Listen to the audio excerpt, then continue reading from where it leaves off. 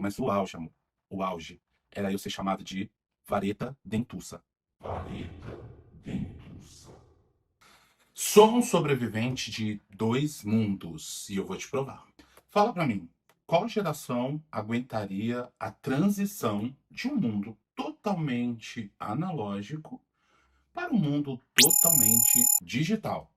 Pois é, meu amor, muito prazer, nós somos a geração X, a geração que viveu um completo surto coletivo, mas sobreviveu. Surto coletivo nos relacionamentos, surto coletivo nas amizades, surto coletivo na TV, amigo, era surto coletivo de tudo que é lado, mas nós estamos aqui. Então vem comigo para uma viagem cheia de nostalgia e cheia de muito humor, viu? Porque coisa engraçada é o que não faltou.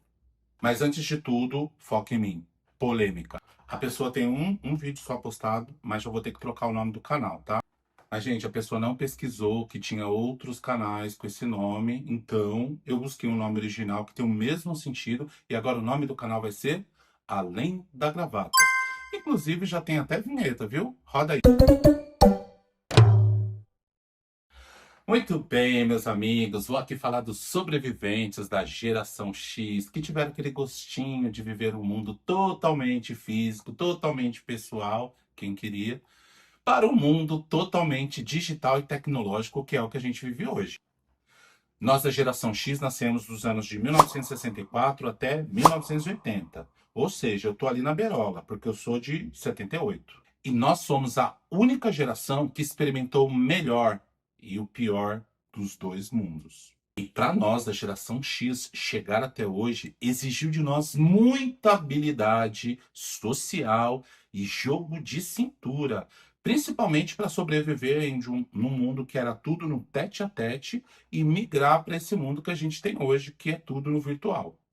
E daí, meu querido, infância e adolescente da gente, que é a geração X, olha, seria uma prova de fogo para as novas gerações, milênios, as gerações que vieram depois, e certeza que não aguentaria. A verdade é que a criançada, meu amor, não teve moleza. Primeiro porque, para aquilo que a gente evoluiu hoje, que nós chamamos de bullying, naquela época a gente chamava de zoeira, zoeirinha, brincadeirinha, sabe? Mas o negócio era pesado, era doentio.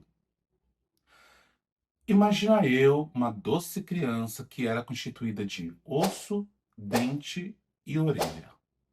Então, vocês imaginam que apelido é o que não me faltou, mas o auge, amor, o auge era eu ser chamado de vareta dentuça. Vareta dentuça. Agora fala pra mim, que tipo de criança aguentaria esse tipo de apelido? Só os sobreviventes dos anos 80 e 90, né, meu amor? Isso porque. E por que que eu era dentuço? Na verdade, eu tenho uma formação de dente.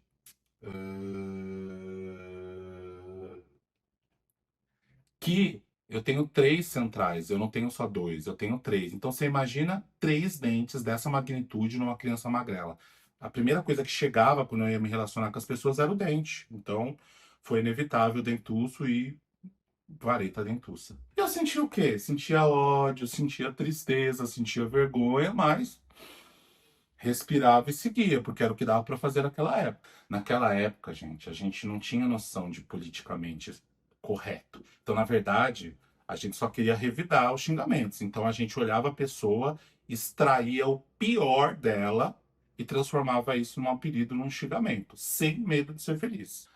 Cara, quando eu lembro das coisas que eu ouvi e as coisas que eu falei, eu só consigo pensar que realmente foi um surto coletivo, porque não tinha a menor condição. E você acha que só porque a gente estava lá nas cavernas a gente não tinha rede social? A gente também tinha rede social sim, viu? Só que a nossa rede era num caderno. Mais especificamente, num caderno de perguntas. Saca só, o mais famosinho da sala, o influencer da época, pegava um caderno, enchia de perguntas e passava para as outras pessoas responder. E aí, esse que era o frisson, você responder esse questionário, esse caderno. E as perguntas eram as mais aleatórias possíveis, mas tinha ali já a sua malemolência, a sua picância, com perguntas do tipo: quem você quer pegar? Quem você já beijou? Quem você quer beijar? Você é virgem? Cara, sério. Era esse nível de pergunta. E aí, a tentação era você, além de responder, verificar quem respondeu o quê, né? E aí a fofoca estava instalada na sala de aula. Agora, você acha que a vareta dentuça respondeu todos os questionários, todos os cadernos? Claro que não, né, meus amores? Porque eu não era uma pessoa tão popular assim. A verdade é que aqui nasceu os primeiros blogs. Se hoje a gente bloqueia na rede social, naquela época a gente bloqueava não dando o caderno de pergunta para aquele fulano. E sim, eu sofri vários blogs. Queria muito eu ter respondido vários cadernos, mas eu sobrevivi. E o dia de prova, quando chegava dia de prova e trabalho, a gente sabia que era dia de álcool. No copo? Não, né? No papel. Porque a gente recebia aquele papel bem molhadinho de álcool que acabou de sair do mimeógrafo e aí a gente fazia o quê?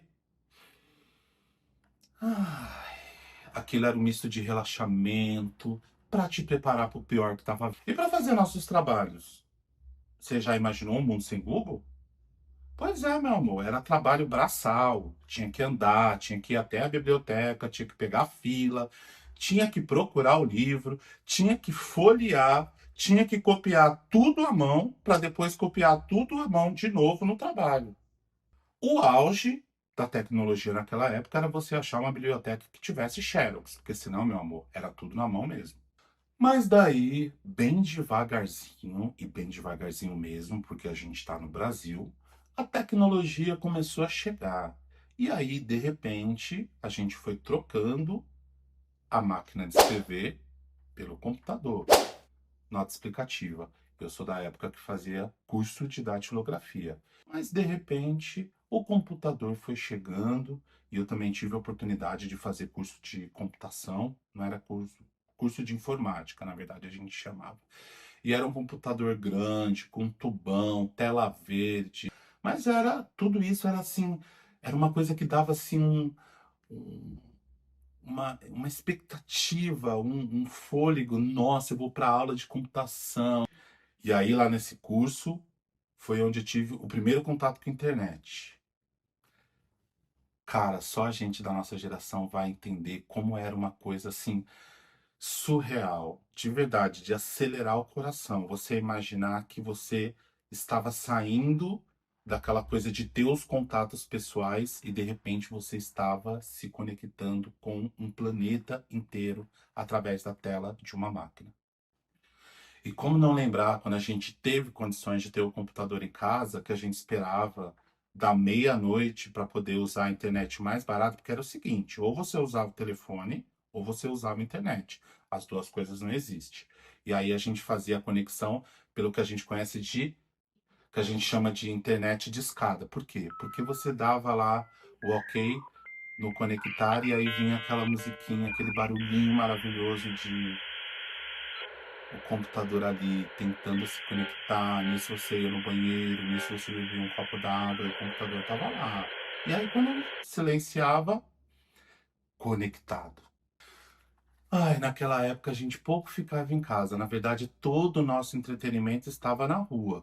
E a rua era um lugar seguro, era onde a gente passava o dia inteiro brincando, e aí das mais diversas brincadeiras, pega-pega, esconde-esconde, mãe da mula. Hoje você fala esses nomes de brincadeira, as crianças olho para você e só um minutinho eu vou procurar no Google. E a televisão? A televisão era um surto coletivo à parte. Não era que nem hoje que a gente tem aí 1000 canais. Naquela época a gente tinha SBT e Globo e olha lá. Às vezes uma Record, às vezes uma Manchete. Mas no fundo era SBT e Globo. E aí nada mais nostálgico do que aqueles almoços de domingo reunidos com toda a família de frente da TV para assistir o quê? TV Cultura? Não.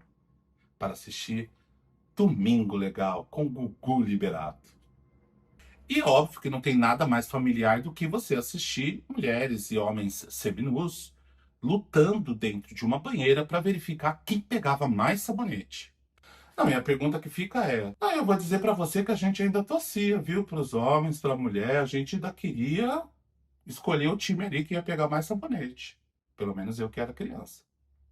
E a verdade é que a gente ficava muito tempo naquele mesmo canal. Primeiro porque você não tinha controle remoto. Você tinha que fazer o esforço de ir lá e trocar o canal. Segundo, que você tinha que dar sorte do canal tá pegando, né? Porque às vezes era só chuvisco. E aí você tinha que subir em cima do telhado, rodar a antena e ficar gritando: Tá bom! Tá bom! E a pessoa lá de baixo gritava: Não! Pois é, meu amor. E aí eu tava na faculdade, eu entrei na faculdade em 1998. E em 1999 eu tive meu primeiro celular. Peguei meu celular Nokia tijolão que tinha duas funções, ligar e durar para sempre, porque meu amor, a bateria era tipo 6 dias fácil. Também pudera, né? A finalidade dele era só falar mesmo e no máximo você jogar um joguinho da cobrinha no celular. E daí vocês perceberam o quanto essa geração é muito preciosa, porque a gente teve o gostinho e tem o gostinho de dois mundos. Hoje a gente consegue olhar para trás e perceber o quanto a gente foi feliz com o mínimo e muito feliz. Muito feliz. E o quanto a gente pode ser feliz também hoje com tudo que a gente tem de tecnologia, de coisas digitais. Nós fomos a geração que migrou de uma época de muita toxicidade, de muitas coisas politicamente incorretas e fomos entendendo que aquilo não cabia mais para nós e fomos mudando para chegar até o dia de hoje. E, gente, não é que o mundo ficou chato. O mundo hoje está consciente que as coisas que a gente viveu, que as coisas que a gente viveu no passado, de surto coletivo, de coisas absurdas que a gente via e falava, elas não cabem mais no dia de hoje. Nenhuma criança merece ser chamada de vareta dentuça. Mas é bem verdade que a gente tem um saudosismo daquela proximidade, daquele calor humano, de como as coisas eram tão reais. Se você quisesse realmente ver uma pessoa, não era só ligar um celular e ver e fazer uma videochamada. Você tinha que ir na casa da pessoa, você tinha que combinar. Então, tudo era muito próximo, tudo era muito de verdade humano. E hoje a verdade é que com tanta tecnologia, com tanta coisa digital, a gente tem que fazer um esforço para poder ser mais humano. Mas me conta aí, você que é a geração X. E vocês das outras gerações, o que vocês olham assim e falam, meu Deus do céu, não, não é possível. Ninguém sobreviveria a isso. Deixa aqui nos comentários para mim. Quem sabe a gente não faz uma parte 2 falando ainda desse assunto, porque olha, aqui realmente assunto é o que não falta. E neste momento que eu tô fazendo esse vídeo, eu tô super feliz, porque eu saí de 0 inscritos para hoje ter uma audiência de mais de 40 inscritos. Então, ó, já fica aí, no próximo vídeo, tô aí com a expectativa de chegar nos meus 80 inscritos, hein? Então é aqui que eu peço seu like se você gostou desse vídeo, se inscreva no meu canal e ative o sininho para você receber as notificações quando eu postar o próximo vídeo. Gente, muito obrigado pela sua audiência e a gente se vê no próximo vídeo. Até lá!